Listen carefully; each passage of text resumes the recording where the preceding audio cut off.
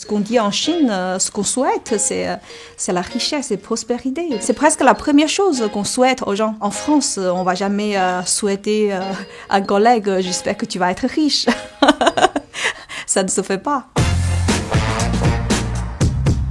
Money. Pesa. Dinero. Tiens. Oui, si, combien j'ai gagné, c'est une question très taboue en France, parce que on a toujours l'impression que c'est un secret le mieux gardé. Ils ont l'impression qu'on est en train de juger la personne. Et puis on dit quoi en France? De toute façon, c'est vulgaire de parler de l'argent. C'est une règle presque éthique, donc on n'en parle pas entre collègues dans la société. C'est créer des problèmes avec le travail, c'est créer des problèmes avec tes amis, c'est de pagaille. Absolument, ça c'est clair net. En Inde, en fait, on est très ouvert à cette question. Tout le monde est vraiment normalement au courant en fait de salaire des autres. Normalement, quand une personne va annoncer que j'ai gagné une poste, elle va aussi annoncer son salaire. Je viens de Boston, il n'y a pas de complexe d'avoir de l'argent, grosse bagnole, grosse maison. En Chine, l'argent est un sujet très public.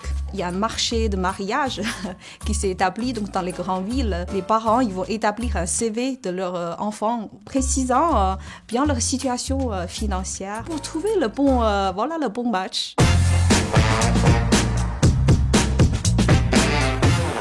Oui. Ça c'est clair.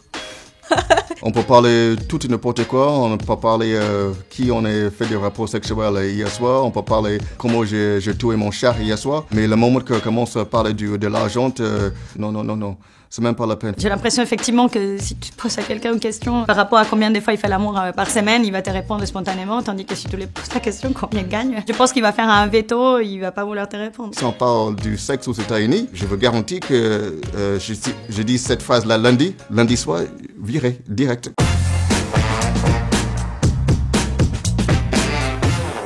Ah oui. Concrètement, c'est que je vois quand la négociation avec un patron, on y va avec peur. C'est-à-dire qu'à chaque fois qu'il y a une négociation, c'est est-ce qu'il va me dire, est-ce que je mérite vraiment, parce qu'il a 2 ans d'une augmentation salariale. J'ai eu l'expérience déjà des managers dans le passé qu'on en parle. Et ils peuvent me dire, oui, c'est pas le moment d'en parler. En gros, il faut pas trop bousculer et tu as peur effectivement que ça puisse te nuire pour ta prochaine négociation. En Inde, si ça n'a pas d'augmentation tous les ans, ça veut dire qu'il y a quelque chose qui va pas. On travaille beaucoup, on n'est pas rémunéré assez. C'est pour ça aussi il y a beaucoup de négociations pour le salaire.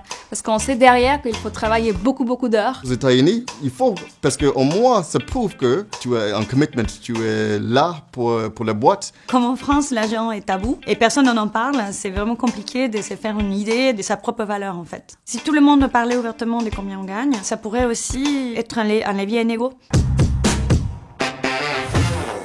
Quand je suis arrivé en France, j'étais prêt pour travailler. Mais quand les gens disent que non, il y a une loi qui réglait le nombre d'heures qu'on peut faire. Et ça, c'est quoi? C'est 35 heures. 35 heures par semaine. Il dit oui, c'est une loi. Et en fait, il n'y a pas de mots. J'étais vraiment choqué. Et c'est vrai que quand j'ai commencé à travailler, à 18h pile, les ordinateurs cliquent, les lumières cliquent, tout le monde casse. Effectivement, c'est très difficile d'être vraiment riche, je pense. On est quand même énormément imposé. Enfin, d'un point de vue de chinois, par rapport à ce que j'aurais gagné en Chine, parce que le salaire gros et net, il y a de sacrées différences. Et quand bien même, on se fait un peu augmenter et rapidement on se fait rattraper par l'augmentation de tranches d'imposition. Aux États-Unis, il faut que tu travailles beaucoup. Comme ça, tu peux gagner l'argent et ça, c'est l'argent qui va changer tout dans ta vie en fait. Le succès, l'argent d'être riche est plus probable en Chine et aussi un objectif plus important en Chine que c'est le cas en France.